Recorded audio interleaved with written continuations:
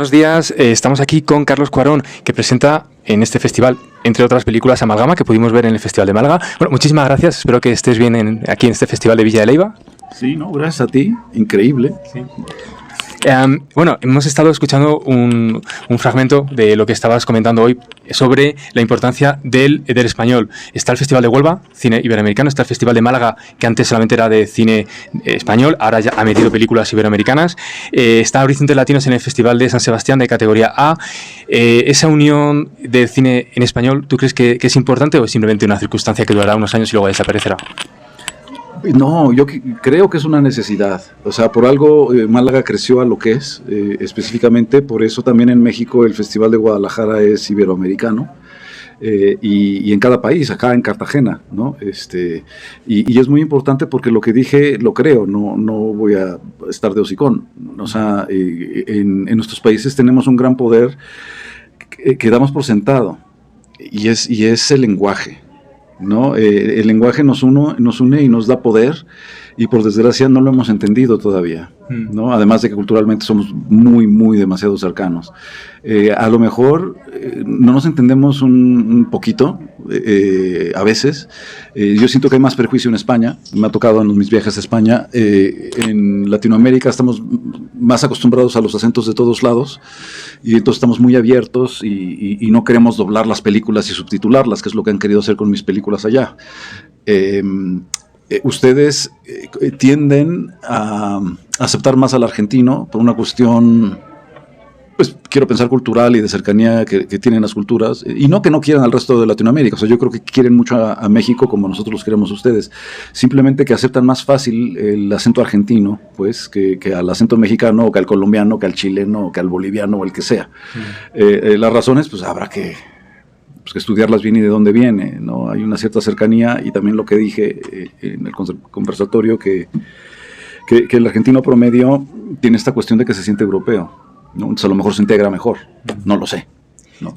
Tú fuiste guionista de Tu mamá también, donde aparece Maribel Verdú, española, rodeada de mexicanos. Luego también tenemos el último año, El olvido que seremos, de Fernando Trueba, en la que Javier Cámara, español de pura cepa de La Rioja, actúa como colombiano.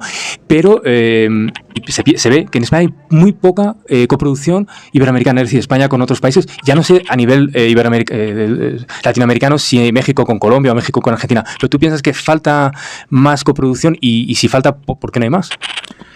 Pues yo creo que falta y no falta. O sea, eso va a depender de las necesidades de los proyectos, ¿no? El caso que estás diciendo ahorita a mí me parece buenísimo y muy emblemático, porque Fernando Trueba, que es un monstruo, viniendo a filmar a Colombia, ¿no? Javier, que es otro monstruo actoral, haciendo un papel que te cagas, o sea, hablando colombiano perfecto, haciendo además un ícono de la cultura o de la historia colombiana, ¿no?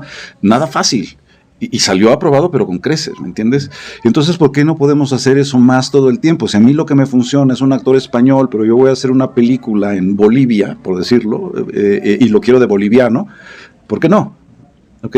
Y entonces yo creo que eso, que responde a la naturaleza de cada proyecto. Por ejemplo, Amalgama, mi película más reciente, es una coproducción México-Dominicana. Y respetamos las reglas de los subsidios de ambos países. Y se hizo perfectamente, ¿no? Y entonces una parte del equipo es dominicano, ¿no? La diseñadora de producción, el sonidista, el director de arte, etcétera. Ahorita se me está yendo alguien más. También tiene al menos un actor dominicano. Entonces respetamos las reglas, y por cuestiones del casting que acabé haciendo, pues tengo un actor colombiano, una actriz peruana y 2 actores mexicanos, además del dominicano. Entonces eso es lo que necesitaba mi proyecto. Esa es la manera en que pude levantarlo en términos financieros, y entonces pues es muy lícito, ¿okay? Acabo de ser jurado en México del subsidio más importante, y aprobamos un proyecto colombiano que no, su temática no tiene nada que ver con México. De hecho es un hecho histórico que sucedió acá en Colombia, pero lo van a hacer allá en México con una combinación de talento mexicano y colombiano. Entonces, mientras tú estés respetando las reglas de la coproducción y demás, es totalmente lícito, y deberíamos intentarlo más, por una cuestión básica de integración. O sea, yo sí creo que nos tenemos que integrar más, no solo en la cuestión del cine, sino culturalmente. O sea, yo cada vez que voy a España digo, coño, o sea, España es España, ¿no? Y como se dice acá, es la madre patria, pero somos idénticos. O sea, en primera, pues somos terrícolas, somos seres humanos. Y luego esta cuestión del idioma, que es fuertísimo. Por más de que ustedes estén segregados en no sé cuántas pseudoetnias, porque son idénticos, perdón, y unos hablen bable y otros catalán y otros vasco, pues sí, y vas a México y no solo vas a encontrar el español mexicano, el castellano mexicano, sino una cantidad de lenguas indígenas que ni siquiera entendemos. Y en cambio, yo te entiendo perfectamente a ti y tú a mí. Sí. Sí, vemos, por ejemplo, que el cine hace eso que acabas de decir, ¿no? Unir un montón de pueblos separados miles de kilómetros, sobre todo por el idioma, también la cultura, la sociedad. Yo creo que quizás la gente hispanohablante se siente muchísimo más identificada y con más amor entre unos y otros que lo que dicen los políticos. Parece ser que los políticos quieren separar. ¿Crees tú que contra ese, entre comillas, odio que a algunos políticos les gusta infringir por algún motivo, el cine tiene un poder de unión o tiene algún otro poder el cine? Pues el cine, como todas las artes y medios expresivos, sí, por supuesto que tienen el poder de unir y de separar, porque también puede darse el caso. Por supuesto, no al grado en términos de la separación de lo que puede hacer un político, porque el político lo hace por conveniencia propia, por una cuestión de marketing y porque le conviene. Sea donde sea, porque aquí no es una cuestión discriminatoria a ninguna nacionalidad, ni cultura, ni mucho menos. Sí, absolutamente discriminatoria a los políticos, porque el mexicano ya no son unos pendejos todos, ¿no? Hay unas pequeñas excepciones. No lo estoy insultando, es una definición, ¿no?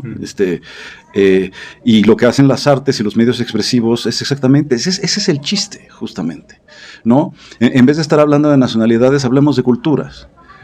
¿Qué tan distinta, por ejemplo, es la cultura vasca a la cultura catalana? Si rascamos un poco, veremos que nada, muy poquito, ¿no? Aunque los idiomas sean muy distintos, pero ¿no? Y lo mismo sucede pues entre la cultura mexicana, la colombiana, la española, la argentina, etcétera. ¿No? Y entonces, pues nada, es una cuestión de voluntades, como siempre. Y eso lo dicen los políticos todo el tiempo, es una cuestión de voluntades. Y los únicos cabrones que no tienen la voluntad son ellos. Y luego, es verdad que entre fronteras a veces nos parecemos mucho o poco, depende. Por ejemplo, un español de un francés se parece muy poquito comparado con un español y un colombiano que está a 5.000 kilómetros, aunque sean vecinos. Pero hay una cosa que me parece muy interesante, es los mexicanos y México y Estados Unidos, ahora mismo en los Oscars, película, bueno, el mejor director, creo que los últimos 10 Oscars, 3 o 4 veces le han ganado mexicanos. ¿Qué fascinación tienen los directores mexicanos en Estados Unidos? ¿Por qué esa fascinación? ¿Por qué no paran de ganar Oscars constantemente? No, bueno, yo más bien creo que es una coyuntura, más bien Hollywood es una industria que ha sido muy receptiva con la migración, siempre, y en algún momento pues fueron húngaros o alemanes, ¿no? O sea, Lubitsch, Wilder, Peckinpah, grandes directores y cineastas que también vinieron como encamadas, no fueron los únicos, de distintas nacionalidades. Ahora mismo hay una camada fuertísima de directores españoles haciendo películas de terror y cosas así allá, ¿me entiendes? Entonces se dan estas modas, estos trends, estas burbujas, por decirlo algo. En el caso mexicano, pues se da la coincidencia de 3 grandes directores que han utilizado a Hollywood como un medio, no como un fin, ¿no? Y entonces uno haciendo unas historias de género pues sensacionales, ¿no? O sea, Guillermo es único en el mundo, pero está utilizando el aparato hollywoodense para poder expresarse.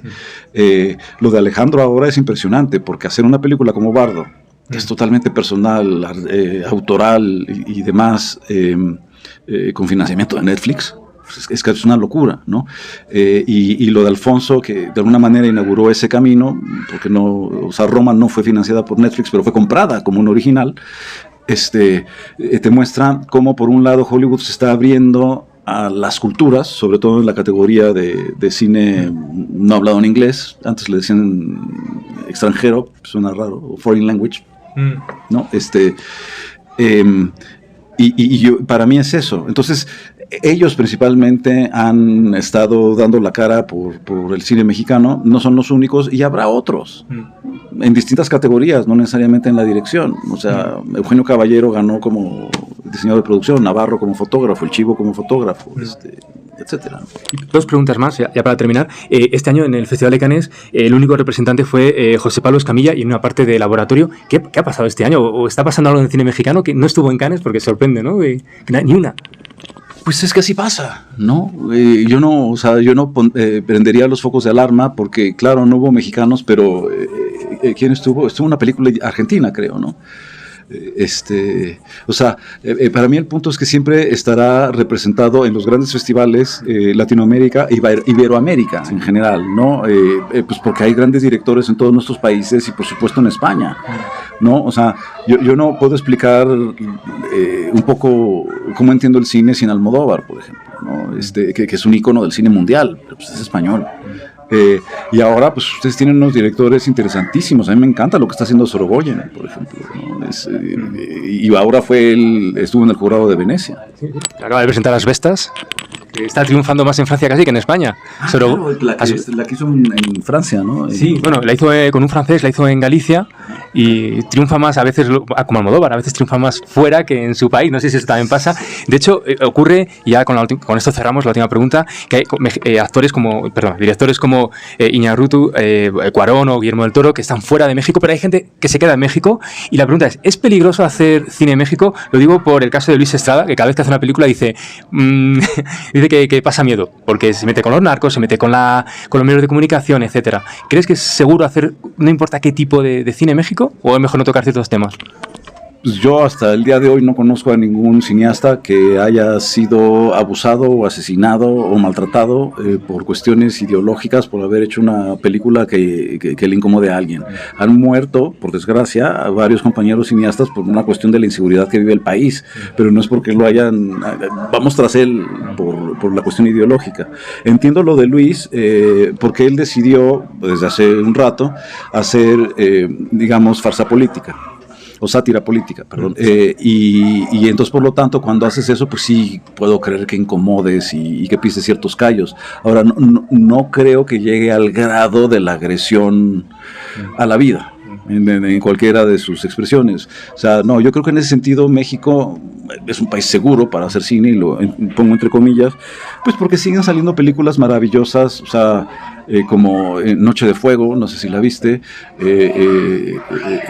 ¿cómo se llama? Sin señas particulares, que son de temas muy álgidos, muy fuertes.